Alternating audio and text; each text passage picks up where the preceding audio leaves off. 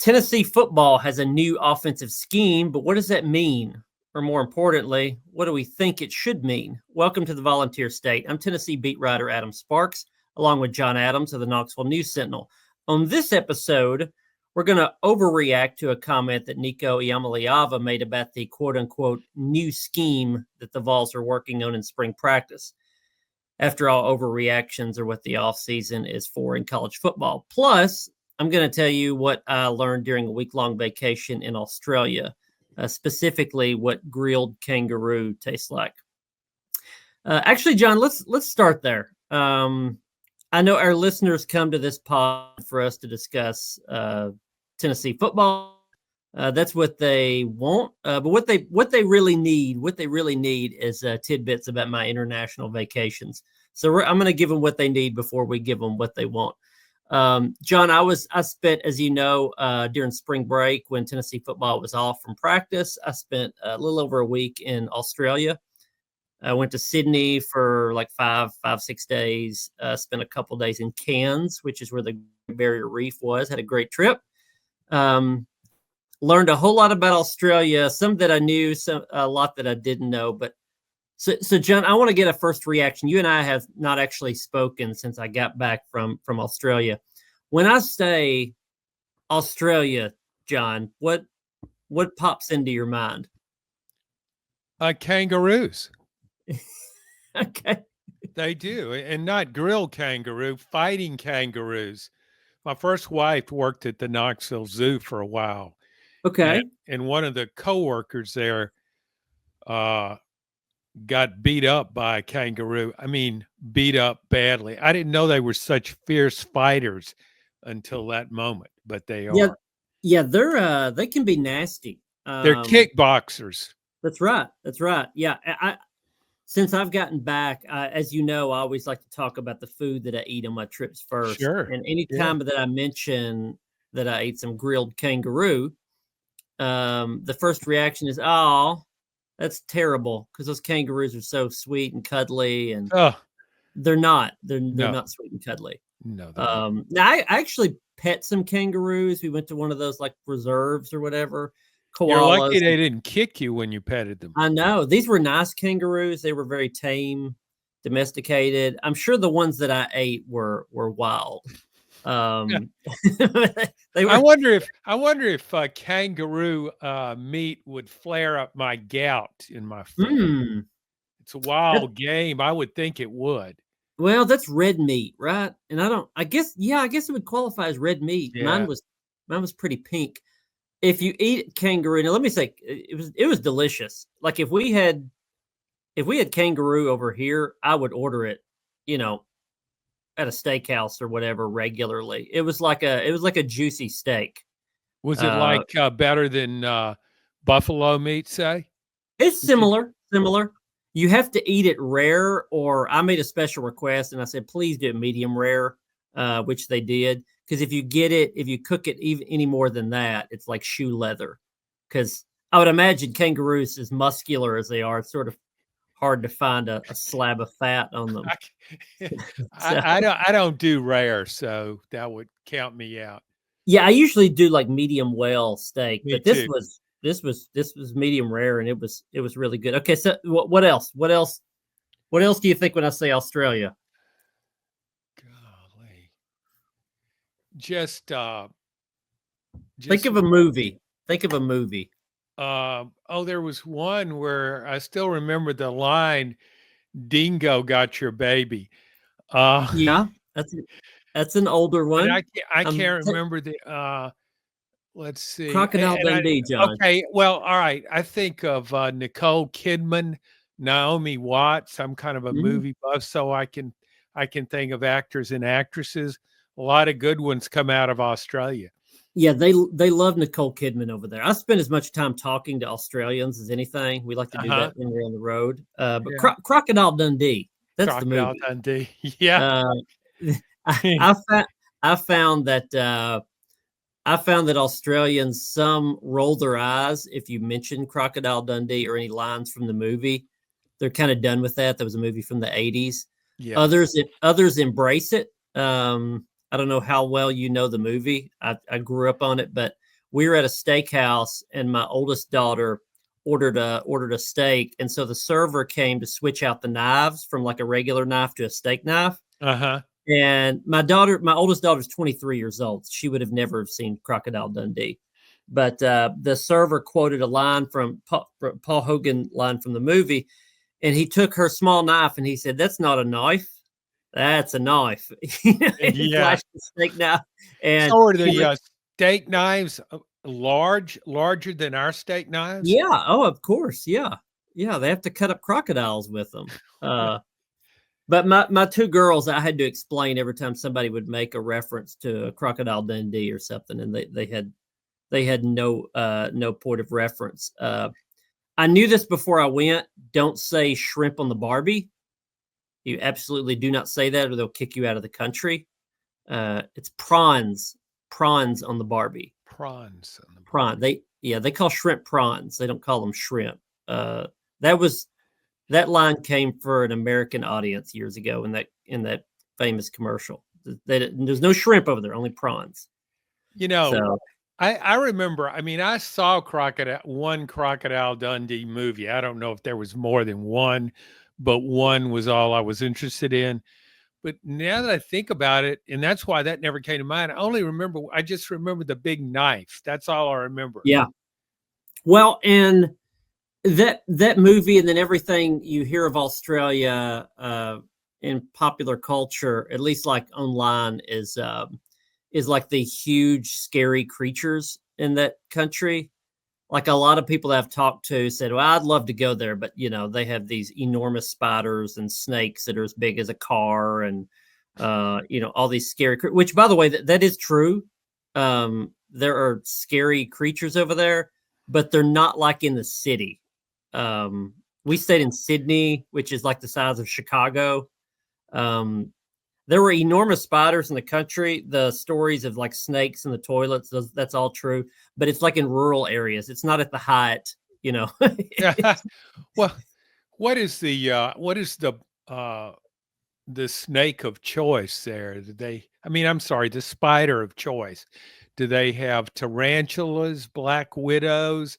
It's not those. There was a name and it escapes me now, but there was one there that they said that could kill you in a few seconds. And whenever we went to out near the Great Barrier Reef, and when I would see a spider, I didn't look at it long enough to try to diagnose what type it was. We're very touristy, so like even when we went they have this enormous rainforest by the Great Barrier Reef.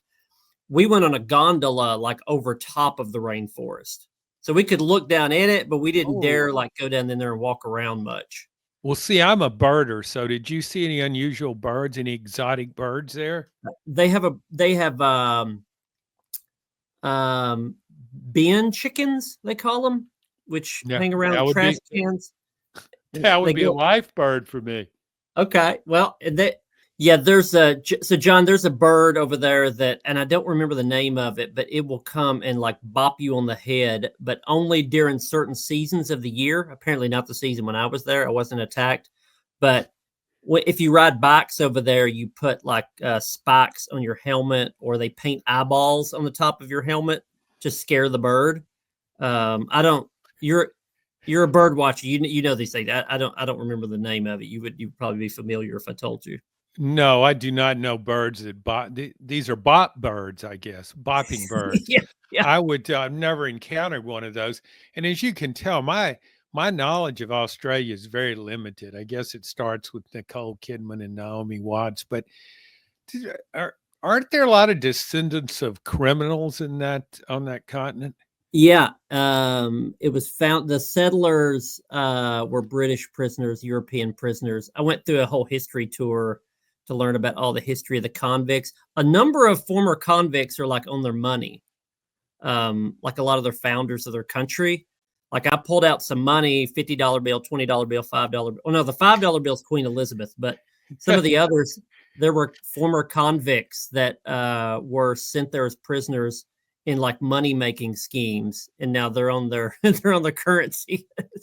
So I guess here, we could have Al Capone and we could have OJ on a $20 bill if we went along with that policy. So, John, let me let us transition quickly to Tennessee football, and I'll do it like this. When I was my first day in Australia in Sydney, I saw my first Aussie rules football game. Now over there, it's called footy. You go to the footy. Mm-hmm. Footy. Is this game violent? Yeah, it's a mix between football, rugby, and soccer. It's where Jackson Ross, Tennessee's punter, played. This is the sport that a lot of these college football teams are now getting their punters, including Tennessee. Jackson Ross played for the Hawthorne Club before he came to Tennessee. I missed the Hawthorne game. I did get the Sydney Swans versus the Brisbane Lions. It was a tough ticket. This was the rematch of like their Super Bowl from last season. Sydney was up big early. Brisbane came back as an 86-82 win for the Brisbane Lions. Barn burner. Sounds like basketball. Similar scores. Now here's my takeaway, John, this is my expert take from watching an Aussie rules football game where Jackson Ross, Tennessee's punter, played. I'm now less impressed by Jackson Ross because we've made a big deal out of the fact that he can kick the ball with either foot. Right. He can run left and kick it with his left, right, kick it with his right. It's pretty much the norm in that sport. Like I watched a bunch of guys. I mean, I watched dozens of guys do that. I would go to the concession stand and see little kids doing it with their dads. It's, I mean, I say this somewhat tongue in cheek, but we have made a big deal about the fact that Jackson Ross and some of these Aussie punters I don't know if ambidextrous is the word, but can kick with ambidextrous. I think it's I forget the term, but yeah, it can kick very accurately with either foot. He can do it. It's like they can almost all do that over there. It's sort of like if we sent a switch hitter to a country with no baseball. Yeah. And they just said, wow, this guy, he can hit left or right. And then you come over and watch your major leagues. Like, oh, that's not really that big of a deal. There's tons of guys that little kids can switch hit. It's not really that big of a deal. So I'm still impressed with Jackson Ross and how he can kick the ball with either foot. But I will say the uniqueness has worn off with me after watching an Aussie rules football game where they all did that for like 2 hours.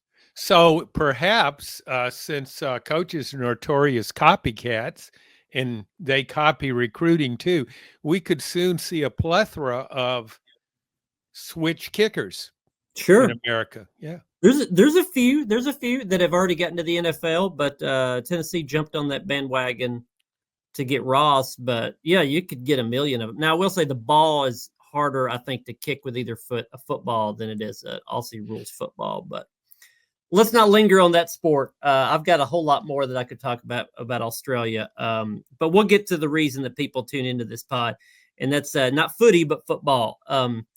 So, John, I wanted to talk about Tennessee's quote-unquote new scheme, and I put that in quotes because this came from what seemed to be a throwaway line in real time from Nico Iamaleava, Tennessee's quarterback.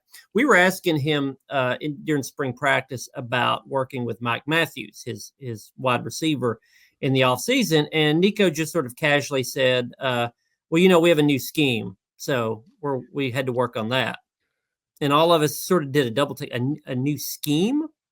Josh Heupel has a new scheme. And then we've gotten some chance to go out and watch practice. They're closed. Most of it's closed to media, but we have seen some portions of it. And I want to react about it. I don't know if I want to overreact or not, but there are differences. Behind closed doors, I have seen differences in the offense, different alignments, different uses of personnel. I've written about Boo Carter being at wide receiver. We'll see if that holds. But different alignments, some of which that Tennessee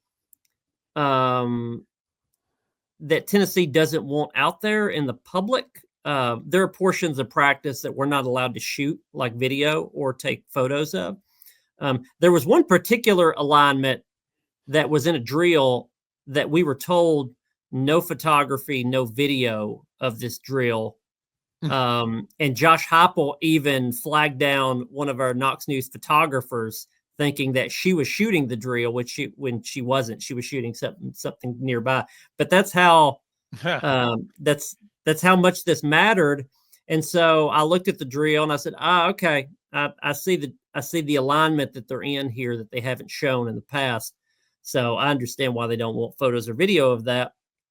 And then I hear that alignment being discussed on local sports talk radio, the flagship radio station of the Tennessee Vols. So I don't know who all didn't get the memo, but somewhere the memo of keep this quiet got out. Not that it matters too much, but I've seen some different alignments. And so the scheme in that, like, the offense is not changing wholesale. But every offseason you see some tweaks to an offense. And I think there are probably going to be a greater number of tweaks to Tennessee's offense this offseason than that we've seen in the previous 3 years under Josh Heupel, for good reason, because the offense looked stagnant at times last year. So, we can talk about what those are. I'm not even sure how many of those Tennessee wants out in the public. Again, they've told us things not to reveal for practice. I thought it would be a better exercise for us to say what we think they should be. And this is with a wink, wink, because some of these things may already be being worked on. I'm just not going to say which ones, if there are any. So we'll keep it fun in that way. John, we have not discussed these previously, so I don't know what tweaks you want to make to the offense. I've got a few in mind myself. But let's start. This offense has got to change. What do you think is one of the key components of this offense that needs to change this season? I think a basic component of any offense, a basic criterion for measuring it, should be fitting personnel with what you do schematically. You want to put your players in the best position to succeed. And I've kind of changed my mind on what's the best position in reference to one position, that being quarterback, because in a way, this is, when you talk offense, you're talking Nico. Nico Iamaleava, when I first saw him in that bowl game and his first start, I thought he was a natural for this offense. I thought he was the perfect fit for it. In fact, Nick Saban said as much when he was on ESPN Game Day to start the 2024 season, that he was created for this offense. And we saw that in the bowl game when he ran for 3 touchdowns against Iowa. But we didn't see that so much last season. And now when I watch Nico, I really think he's more of a pro-style quarterback. Yeah, he can run when he needs to, but this run-pass option stuff and all that, with his arm, Tennessee needs to stretch the field because he has the arm to stretch a field. Now, we watched Joe Milton for so long. Compared to him, nobody throws the ball far enough. But Nico's got a great arm. He makes throws that a lot of NFL quarterbacks can't make. So you need to capitalize on that. You need to spread the field. So when you talk about changing, tweaking the offense, to me, it's more of a personnel issue than anything. You got to have receivers that can stretch the field. So I think you're combining a couple of mine into one argument. Well, one of mine is that they need to run the quarterback more, run Nico more. It sounds like you would be okay with that, but in a pro style, you think so? Yeah, I mean, I would be. Yes, I would have him, and I would prefer him on design runs. Obviously, you have to pick your spots. You want to minimize contact for your quarterback, but you can't. I mean, a running quarterback is too valuable and too vital to college football now. You got to use that. And yes, use it strategically, but I think he's better maybe on a designed run than just scrambling. He doesn't, when he's back there moving in the pocket, I don't see those cat quick moves that you see with a Patrick Mahomes, for example. But he can be an effective runner. He did that some even in the Ohio State playoff game. So yeah, but I want, to me, his greatest talent is that arm.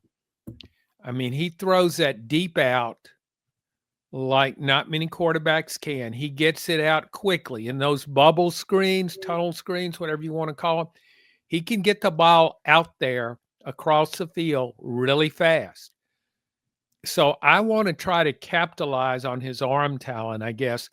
Now, how you want to package that, however you want to package that's fine with me, but you have to consider the receiver element to this too.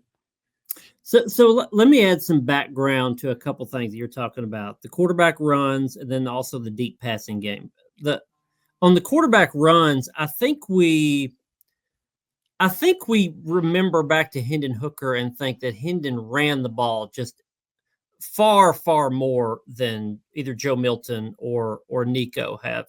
If you look back at the numbers, Hendon Hooker had 104 carries in that 22 season, 104 carries. Nico last season had 109 carries. Now, Milton was a dip. He was 78 carries. But if you look at those numbers, you think they ran the ball about the same.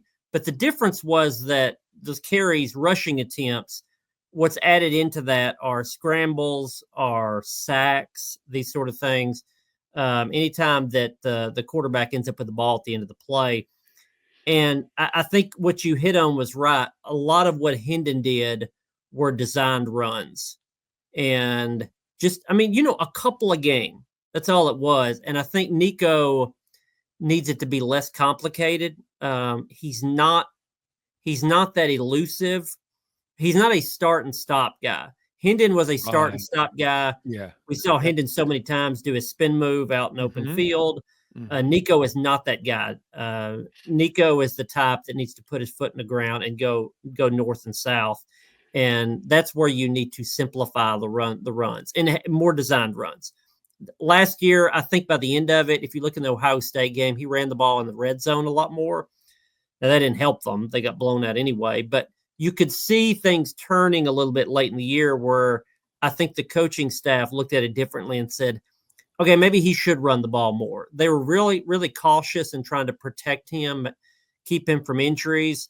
But he's put on weight this offseason. He's he has even said he's preparing his body to take more hits. And I can say from watching some portions of practice, either by alignment or philosophy, or I think probably both, I think he, at least from their perspective right now, they are preparing to run him more. And I think you have to. If he's an NFL draft pick, this is his last season.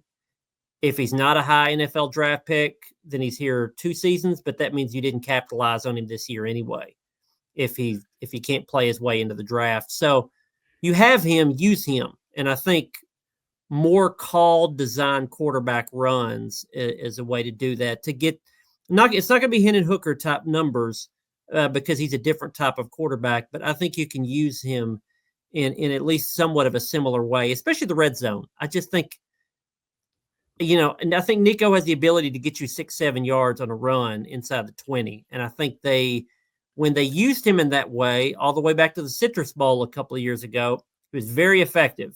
But they just didn't do that much in the regular season last year.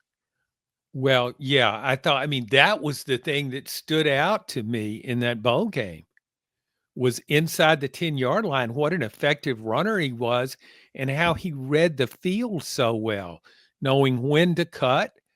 The thing about when Hendon Hooker ran, I felt like he was in charge. He's, the defense is on its heels because it's not sure where he's going. And it was like he's running, he's in charge. When Nico ran a lot of times last year, I felt it was sort of a desperation ploy. And admittedly, the Ohio State game is fresh in my mind, and I know that was an enormous challenge for Nico, and I thought he held up well, took a lot of hits and that kind of thing. But that's how I always remember Hendon Hooker. Like, yeah, he's taking the action to the defense, and it's the defense has got to react to him, and a lot of times it reacted poorly. Yeah, he dictated it a lot. Mm-hmm. Hendon dictated how the defense had to react to him, and yeah, Nico was running for his life. It looked like at times, and they've got to flip that. The other part you talked about was the deep passing game. I think you're absolutely right that when you evaluate Nico, you say, "Wow, what a whip of an arm! That guy can make any throw at any corner of the field." And he will, whenever he has his pro day, which will be a year from now or 2 years from now, he's going to make some really impressive throws. Maybe like Joe Milton did, but I think, I think he's probably a different type of quarterback, but closer to Joe now, I think, than Hendon. I thought he was more like Hendon. I think he's a little bit more like Joe. Not necessarily in talent or skill level or whatever, just the type of quarterback that he is. But the deep passing game, they've got to find a way to unlock that again, and utilize what Nico has with his arm. So let me give you a few numbers on that.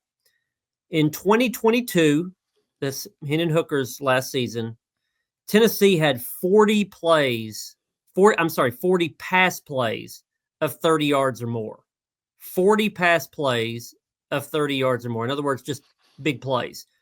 That led the nation. Since then, they had 18 of those big pass plays. The next year, they had 15 of those big pass plays this past year. So you're going from leading the nation to the bottom third of the country in big pass plays. There's no reason for a Josh Heupel offense to have that lack of production of big dynamic plays. There's no reason for a guy with this kind of arm to have that lack of production in big pass plays. And they've got to unlock that. Everything in the deep passing game has decreased over the last 3 years. And I'm talking about 20, 30 yards downfield. Pass attempts have dropped off. Completions have dropped off. Yards, touchdowns. Everything that you look at in the analytics of where they're throwing the ball, everything downfield has dropped significantly. And there's a number of ways you can fix that. You can have different route combinations, different alignments. Again, I've seen a little bit of that in behind closed doors in practice.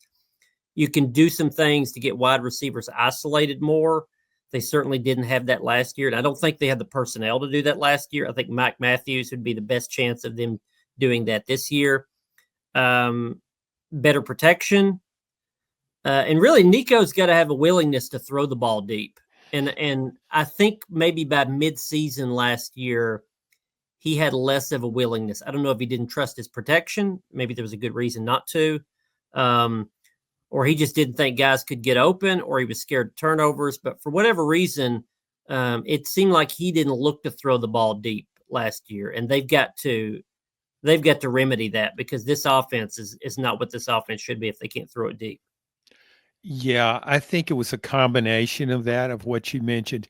And it was so apparent to me in the Ohio State game, because you're playing against elite defensive backs with Ohio State, great secondary. I mean, great in every area on that team. Tennessee players couldn't get open. When you see a quarterback standing back there and you're watching on TV and he just keeps holding the ball and just waiting, you say, you got to throw it. Well, he's not throwing it because he can't see anybody open. And so you combine that with what was happening in the first half of the season. Maybe Tennessee's offensive tackle play got a little better in the second half of the year, but it still wasn't exceptional. It still was prone to lapses. And the quarterback, I mean, that's something that's ingrained in quarterback. When his protection is failing, he becomes a different quarterback out of self-preservation. There's no way around it. It's not because he's scared of getting hit. He's thinking about saving the play. He knows that these guys aren't holding up, and he better do something with the ball. He better throw it or he better scramble. And we saw him take off running against Ohio State. And see, to me, when I look at we talk about the receivers, I mean, it's like there's a lot of work to be done with this offense. I mean, because you're talking about crucial elements when you're talking about wide receivers can't stretch the field, can't beat one-on-one coverage, and then you're worried about your tackles. And I think Tennessee will be breaking in a true freshman as a starting offensive tackle, and David Sanders. I think he will be the best option at one tackle, and Lance Hurd needs to get a lot better. Yeah. I know he improved over the course of the season, but he's not where he needs to be. You've got to have those guys doing their job well. And you mentioned a name that I really think is key to this offense, and that's Boo Carter. I just think, I hope Tennessee coaches don't look at this as a little spring experiment. Oh, let's give Boo some snaps on offense, because I've seen programs do that. You know, the guy wants to play some offense. Okay, let him run out there and run some pass routes, but he's going to be a defensive back. No, we saw what Travis Hunter did last year at Colorado. He's an exceptional player, certainly, but this is not an extraordinary feat that I think some people make it out to be. A guy that's a really good athlete, and I think Boo Carter is just that. We've seen it on punt returns. In the open field, he can make people miss. And that's what Tennessee wide receivers need to be able to do. I really want to see him on offense. In fact, if you had to decide on if he can play offense, and I think he can, then I would put him on offense. If you're only going to play him on one side, I think the need is that crucial. I know the secondary has some issues too, but man, for this offense to work, you got to be able to stretch the field. And for Nico to be at his best, you got to be able to stretch the field. And maybe Boo Carter could do that. Well, I haven't heard anybody make that argument yet of he should just be on offense if he's going to be one of them. I tend to see the point. I mean, I think he's a phenomenal defensive player. At least he's headed along those lines. But so you hit on one that's another of my list of scheme changes or philosophy changes. And the way that I term this is the non-traditional use of dynamic skill players. And Boo Carter would be a dynamic skill player. I think they've got to get him touches on the offensive side of the ball. They have to, because I don't know that they have dynamic players on offense already. They didn't have that at wide receiver last year. So they've got to use him in some, maybe that's wide receiver screens. I've seen them throw that to him a little bit in spring. Jet sweeps. Just something to get him the ball quickly and easily and have some kind of broken field like you would have on a punt return, which is where he's excelled before. You could maybe do that with Braylon Staley also. The guy's going to be probably the starting slot receiver, kind of a jitterbug, twitchy type receiver. Be playing in the slot, which was Squirrel White's position. So maybe that's a possibility. But I think of a Star Thomas as a possibility. Star Thomas is the running back Duke transfer who has played a lot of football. The only reason he has a year left is because the Diego Pavia court case where he gets a year back because he started his career in junior college. But Star Thomas, throughout his career, especially at Duke, has been a good receiver out of the backfield. And I think that's where they could open up a little more of the running back screen game, maybe split him out some, find some ways to just get the ball to multiple guys, because I don't think I could be wrong, but I don't see a Dylan Sampson in this backfield right now. I see pretty good options, maybe good options if Peyton Lewis develops or Deshaun Bishop develops. I don't know that I see great options like a Dylan Sampson. So you may have to use guys creatively. DeJuan Morris, the freshman, they typically don't play a lot of freshmen at running back, but he's a burner. He's a north-south, get it and go type runner. I don't know if they would use a fourth running back or slide him into the third spot for somebody else. But again, be creative. Try to utilize multiple guys in small ways, and that would be sort of the Boo Carter formula. I don't think anybody believes that Boo Carter is going to play, 30 snaps a game on the offensive side, but you could certainly maximize quite a bit from him by getting him 10 snaps and 3 or 4 catches in a run. I think you could do that and make quite of a difference on the offense if you can just get him a few touches each year, especially in key games. Okay, if Josh Heupel in Tennessee had Travis Hunter right now, what would it do with Travis Hunter? Would it make him a wide receiver only, a DB only, or would it do what Colorado did? I mean, I think it's they need to give. I just think Boo Carter, if he's that good, and a lot of people think he's really good, he needs to be more involved with the offense. Why do you? So I'm sorry, I interrupted myself. What do you think about that, Adam? Do you think if Travis Hunter were at Tennessee, he'd be playing both ways this year? Well, now there is an argument that the difference in playing a Colorado schedule versus an SEC schedule, the physicality is a little different. I buy into that to some extent. I think these things are all relative. I mean, Travis Hunter played a bunch on offense. You can play. There's a lot of space between barely playing Boo Carter and playing him almost a full game like Travis Hunter sometimes did. There's a lot of space in between those two extremes. I mean, most coaches would not have used Travis Hunter the way that Colorado did. So I don't think Tennessee would be the only team that you would think maybe would underuse him or would not experiment with him as much. I think they're going to use Boo Carter. I do have a little bit of a fear that they could use him in non-conference games early on and then sort of fall out of favor with that. Or if Boo Carter had a bad game on defense, suddenly the defensive coaches are going to push back and say, well, that's, if he wasn't spending this time on offense, he wouldn't have had that breakdown in coverage there. I mean, I think back to, we talked to the defensive coordinator, Tim Banks, about a week or two ago. And I asked him about Boo Carter being used in offense. And the first thing that Tim Banks said was, well, Boo knows he's a defensive back.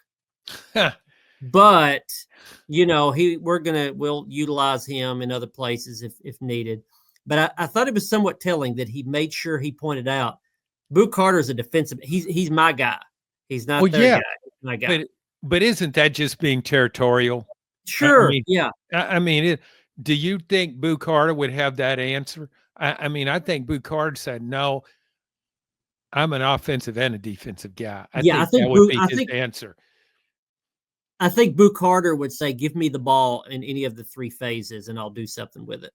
If Adam, when somebody says, what's the high point of the Josh Heupel era? I don't say making the college football playoff. I say the 2022 Alabama game where the goalpost end up in the river. Yeah. And what was that game all about? It was about Jalen Hyatt catching about 5 or 6 balls for over 200 yards and 5 touchdowns and just running wild and free like on the Australian outback through bringing it back to our start through a talented Alabama secondary. I guess what I'm saying here is Tennessee's greatest strength is this high-scoring, high-powered, quick strike offense. 4 years of Josh Heupel, that's when it's at its best. And to me, it's got to resurrect that.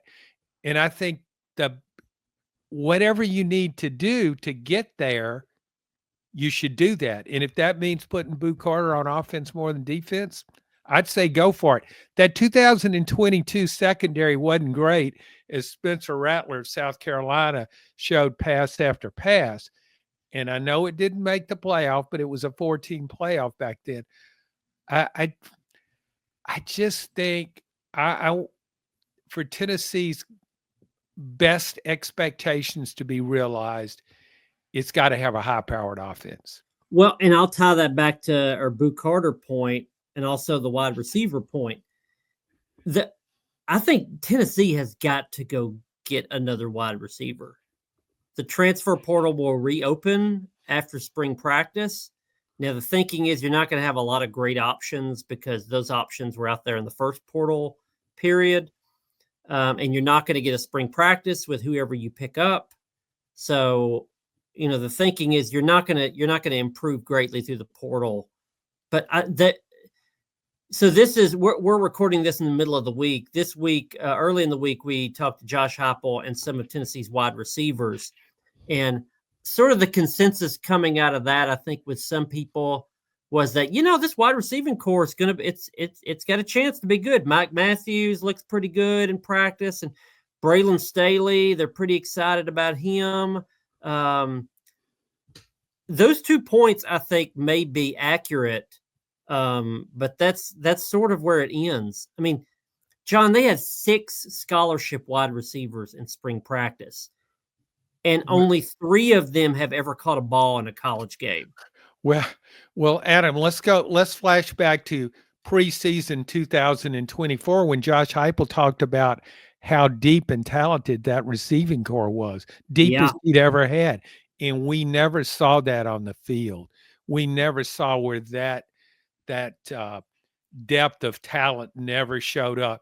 Here, you, Brett, talk up. I thought that was crucial for Tennessee to get up in the portal to get another proven receiver, not a potentially good receiver, but one who's already a good receiver. And they were all over the place. LSU returned Aaron Anderson, and it's going to get back a healthy Chris Hilton, who's a big-time player. So they got 2 big-time guys at wide receiver, proven guys. But what do? They go out and get Berrien Brown, one of the faster receivers in the SEC from Kentucky, and they get Nick Anderson, who was hurt last year at Oklahoma, but the year before as a freshman scored 10 touchdowns, averaged 21 yards a catch. So they've got Garrett Nussmeier back, one of the best passers in the country, and they've surrounded him with 4 top-level wide receiver. You compare that receiving core to Tennessee's, and that's a big gap there. And it's not that Tennessee's receiving core is doomed either. It's that I don't look out there and see any sure things. Not one. And the counterpoint would be, well, you thought you had sure things last year. Brew McCoy was supposed to be a sure thing, but he was injured. You felt good about Chris Brazzell. He ended up being just so-so. Dante Thornton was your best receiver, but he was a couple of big catches a game and not more than that. Squirrel White, I thought, dipped. So, you could see where the thinking would go in a different direction. Just reboot this with young, unproven receivers, but they can't be all young and unproven. And Mike Matthews can turn out great. Braylon Staley, okay, great. You got a slot receiver. Chris Brazzell, I think we can say Chris Brazzell is at best a complimentary receiver. That's at best. And then the rest of the guys, Amari Jefferson, they got out of the portal, a Alabama transfer. He's coming back from a hip injury. He's not even 100% in practice. He redshirted last year, so he hasn't played. They've got a couple of freshmen in. They'll add another freshman in the summer. So, again, you've got 3 guys that have ever caught a ball in a college game, and 2 of those, Matthews and Staley, have barely caught balls. They've caught one of them caught 3, and the other one caught 7 last year. That's it. I mean, Chris Brazzell is your experienced receiver, your only experienced receiver. And I think some of those guys could pan out and be a good core of guys, but I think they're just missing the numbers. And I don't know if they have a number 1. They think Mike Matthews can be their number 1. I think I've made this point on the pod before, but if you compare this group to some of Josh Heupel's earlier groups, they've it's like they've replaced their third and fourth guys in the receiving corps, but they never replaced their top guy. Like Cedric Tillman was a number one. Then Jalen Hyatt was a number one. Dante Thornton last year was a Javonte Payton. Remember Javonte Payton, Josh Heupel's first year? He was a guy that made 2 big catches a game. He was their number 3, but he was good for one big, long catch a game. And that was Dante Thornton last year. So what we're saying is Tennessee's best receiver last year was sort of the type that their number 3 receiver was on that team. Chris Brazzell looks like a Ramel Keaton to me. A guy who is at his best, your number 3 receiver, but usually your number 4 receiver. He's the fill-in guy when somebody gets hurt. So again, you have a Ramel Keaton on this team, and you have a Javonte Payton on this team. Those are 3 and 4 wide receivers. You don't have the top line guy, or at least we haven't seen it yet.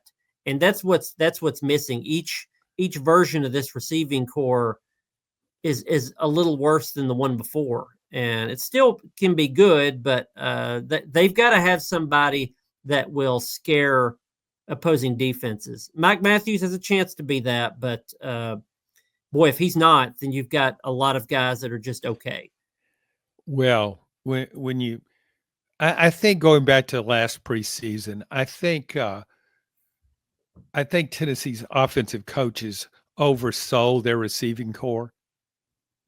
And maybe they believed in it. Maybe they were just being hopeful. Maybe they're just being optimistic, but I think they oversold it. And we kind of bought into it, I think, and spread the word.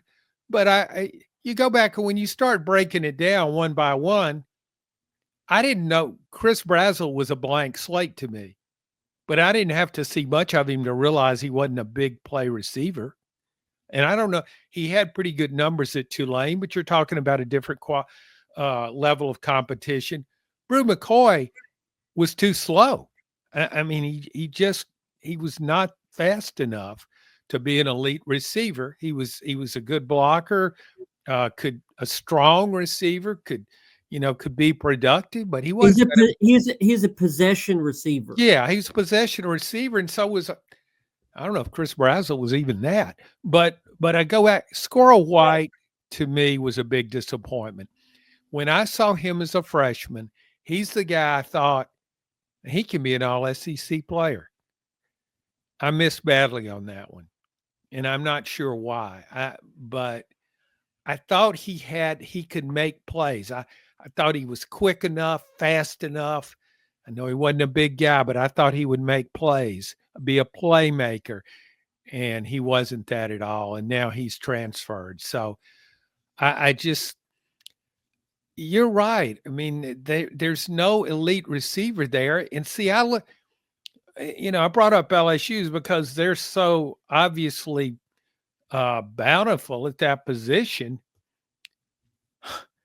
Man, I don't know if I wouldn't take any one of those 4 guys over anybody Tennessee has right now. Anybody. Because I maybe Matthews will be really good. On the other hand, didn't he play some defense in high school? Maybe he's a two-way player too. Sure. Maybe they're all two-way players, John. So maybe we fix the offense. We'll see if Tennessee can fix it this offseason, spring practice, or the portal. We're going to wrap up there. Check out our coverage of UT basketball. Both teams are in the Sweet 16. Vols baseball, number 1 team in the country. And obviously, I'll be covering spring football practice all the way through. You can get all that coverage at KnoxNews.com and share this podcast with your fellow UT fans.